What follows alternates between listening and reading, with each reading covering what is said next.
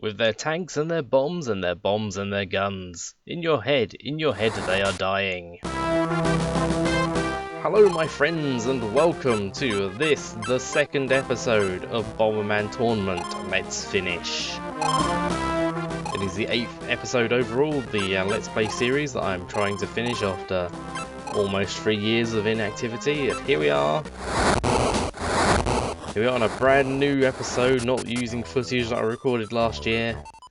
Brand new, spanking new episode. Effort put in, we're gonna finish this. It's all good, there's no problems. Let's get the stuff we need to do the things.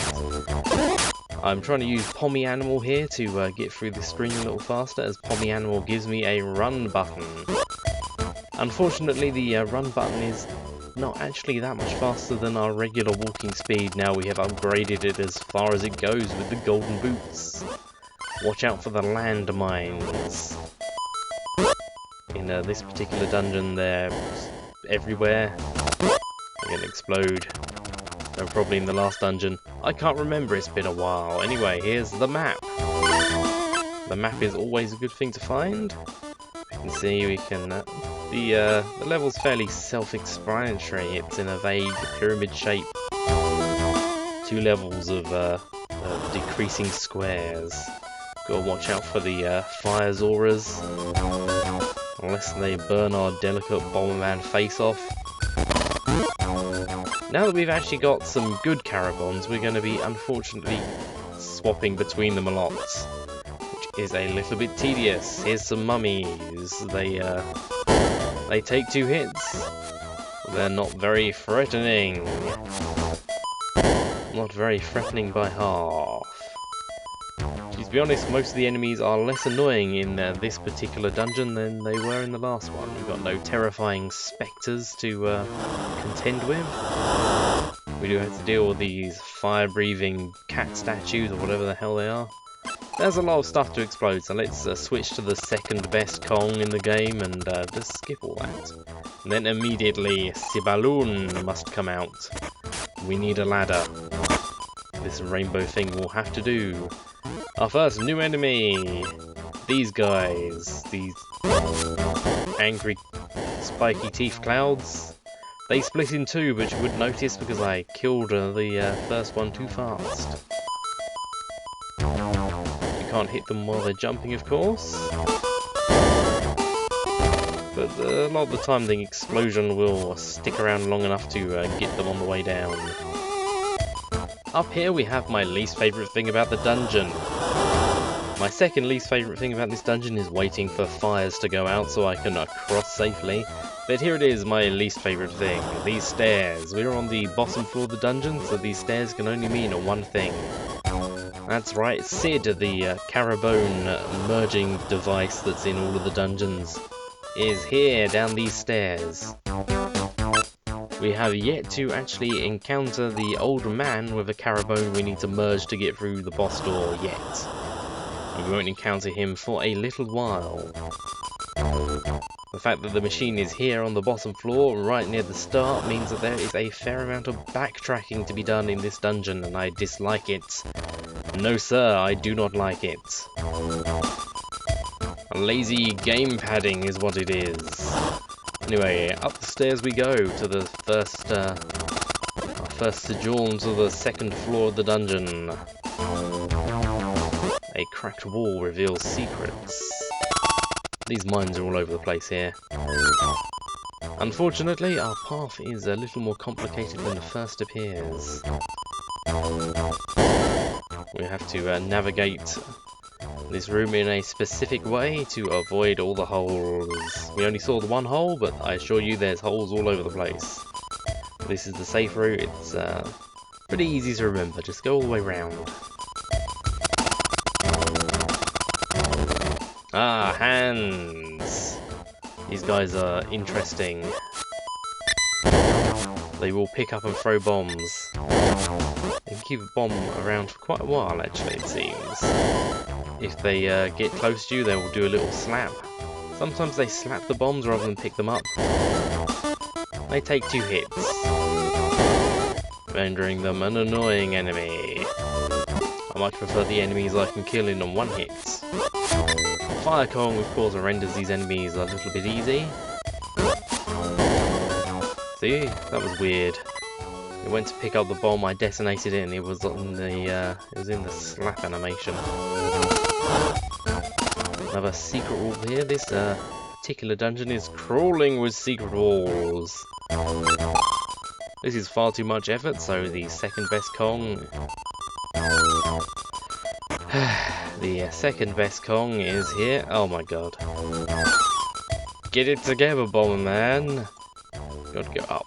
There we go, that's easy. I'm sure there's probably more holes. Why bother? We're not really interested in what that room has to offer us. Have a quick look at the map so I remember what I'm doing. We need to go down. Down the swirly vortex hole, into this floor again. Our second visit to the ground floor. Once again, BomberMan's greatest enemy is his own self.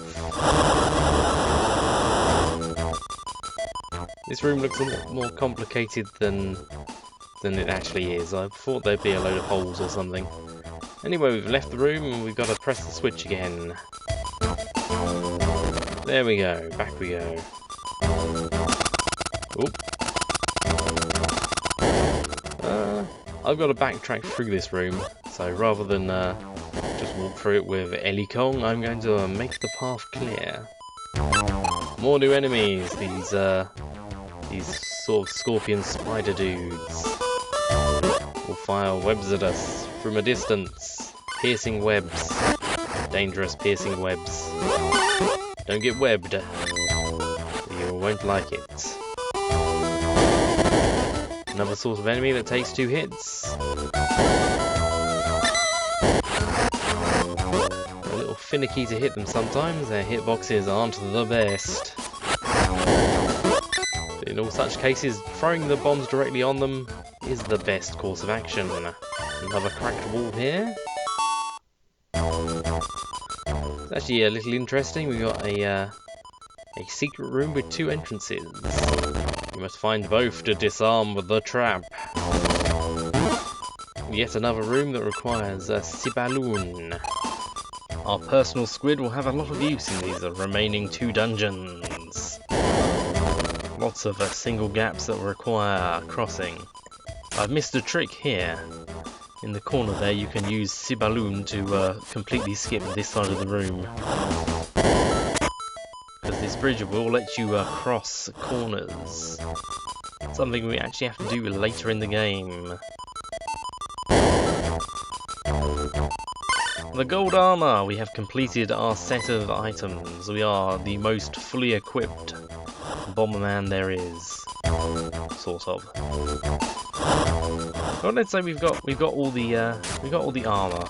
There might be some more upgrades to find though. This is a little finicky. You have to throw the bomb from a specific position to hit the switch. And unfortunately you cannot throw a bomb while you're on a rainbow bridge. Okay, I'm sick of not using Fire Kong, so Fire Kong returns. Fire Kong does make a lot of these things very much easier. Always remember the best item in multiplayer BomberMan was the one that let you detonate your stuff on command. We've still got plenty of stuff to detonate in this room, however. Trying to do it. There we go. Oop! Accidentally kicked a bomb.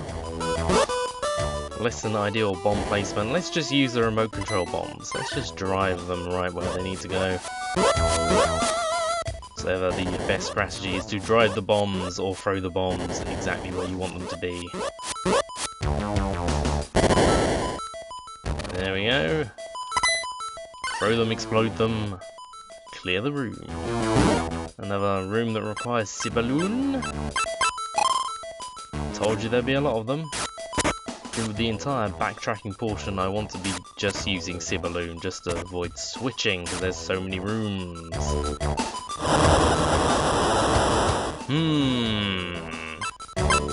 What a conundrum. Once again, do you remember this thing that did that thing once? Yes.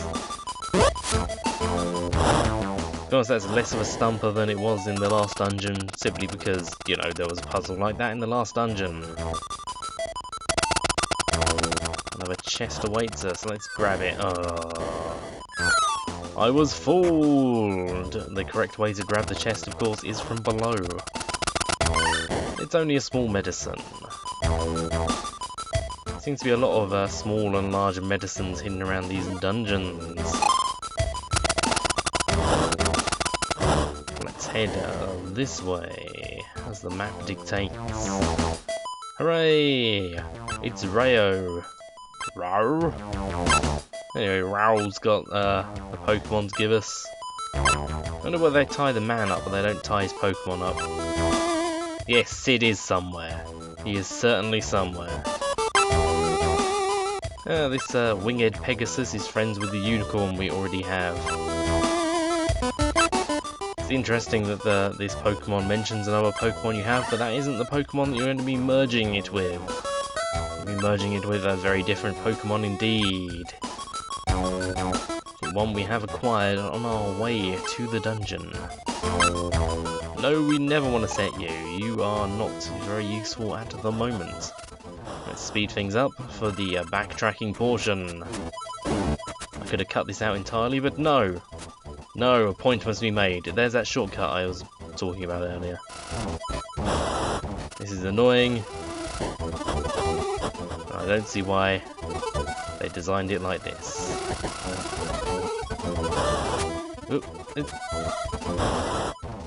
Yeah, there's Sid.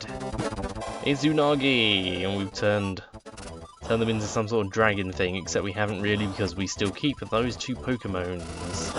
Never fully understood the Pokemon merging in this game. If you don't actually combine them, just sort of copy them. It's weird. Weird bit of genetic splicing going on. Anyway, that's that would have been 2 minutes of actual backtracking. That's too many minutes. We have another room with holes in it. It's got a trial and error in it, I guess. That's the pathway. Back to Fire Kong, of course, because we have some guys that need to explode. Those webs do hurt you when they persist. Drive it around.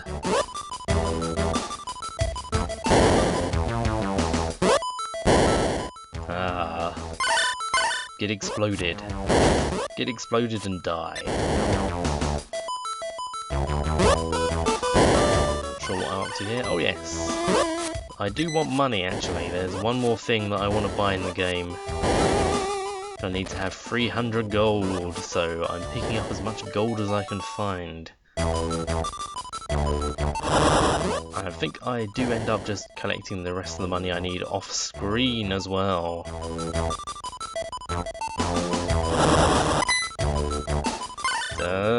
It's a large medicine. We've already got a large medicine and we're at full health.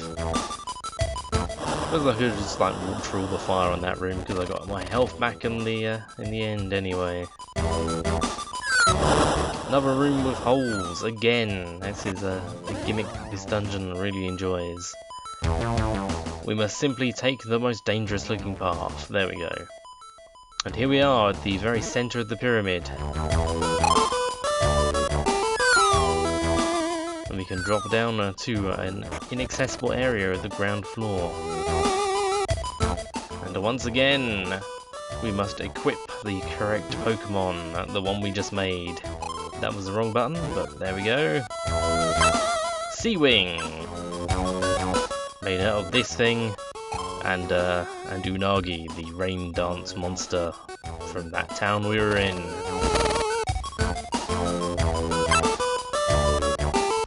Here we have Golem Bomber, the fire element bomber. See, golems are made of fire, because they're made of clay, which you put in an oven. It makes sense, and once again, he didn't hold on close enough to his Pokemon, and it has been absorbed, and now Golem Bomber is a vampire spectre ghost that fires fireballs and summons zombies. Yep, makes just about as sense as any other boss in this game. There's not that many gimmicks with this guy. He will make his zombies explode sometimes. So it's sometimes a good idea to kill all the zombies. Interestingly enough, the zombies follow BomberMan multiplayer rules, revenge mode at least. They will go into the side in these little carts and throw bombs into the arena. I believe these bombs can actually hurt Golem Bomber. I'm not sure if the zombies disappeared there because one of their bombs hurt me, or what's going on there.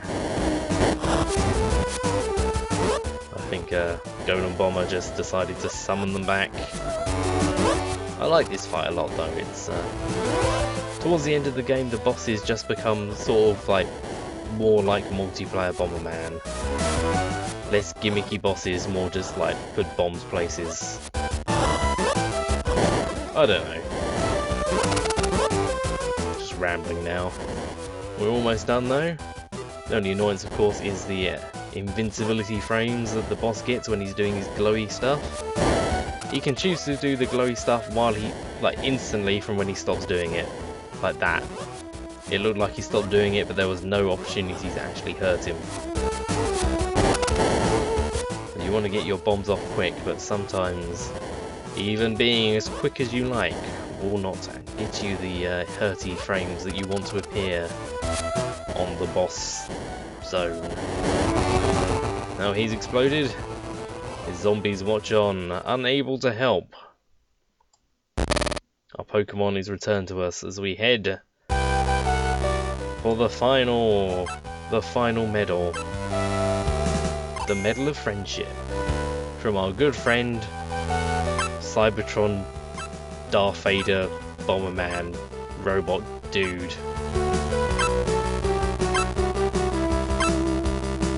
He's talking to us very directly there.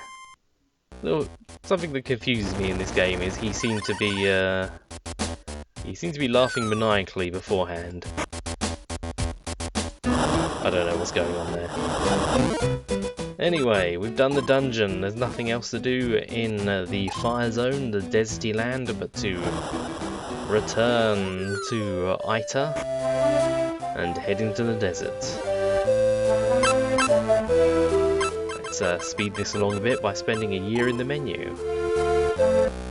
At this point, I think I get a bit confused here and go, have I equipped the wrong one? Nope, I got the right one. The run speed. Can you tell when I'm holding B and when I'm not holding B? Because I can just about. There really isn't a lot of extra speed. In any case, I hope you will join me here next time for the very last episode in this series. We must ask ourselves, is this the real life? Or is it just fantasy?